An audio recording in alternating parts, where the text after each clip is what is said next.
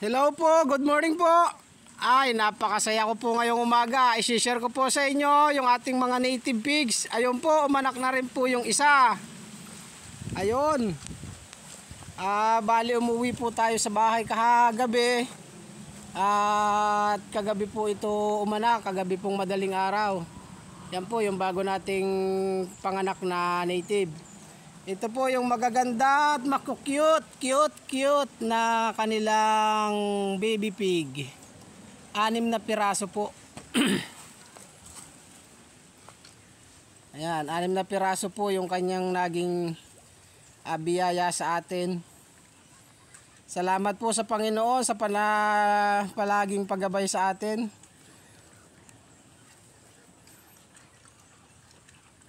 Ayan po yung ating kapapanganak. So hindi po sila nag-aaway. Hindi po sila nag-aaway dahil nga sila magkapatid. Magkapatid silang parehas babae. So yan po yung kapapanganak ngayon. Yung po yung nauna, yung nasa unahan na yon sa previous video natin. At yun naman po yung kanyang mga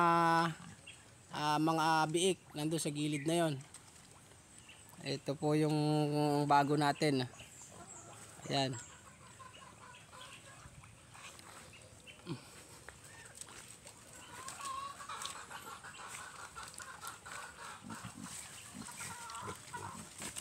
Ayan po yung dati nating nung nakaraang video. Yan po yung ating 4 days na po siguro yan or 5 days. Yan yung nauna.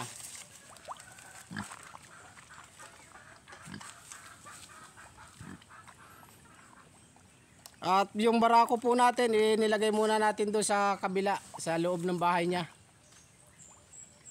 Para hindi siya makaistorbo dito sa dalawang nanganak.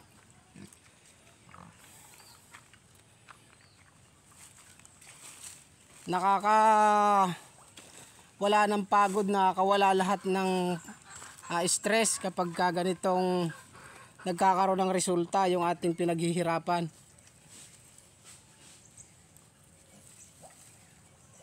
Siguro ito po yung isa yung maliit, yun po siguro yung kahuli-hulihan, yung bunso. Kasi tulog na tulog pa.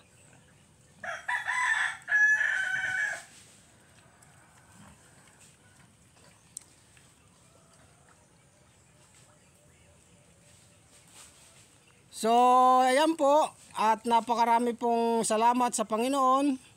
At marami rin pong salamat sa magandang maaliwalas na panahon ngayong umaga. Biniyayaan tayo ng panibagong blessing. Thank you po. Thank you po sa inyo. Thank you po sa lahat ng nanonood dito sa ating munting channel.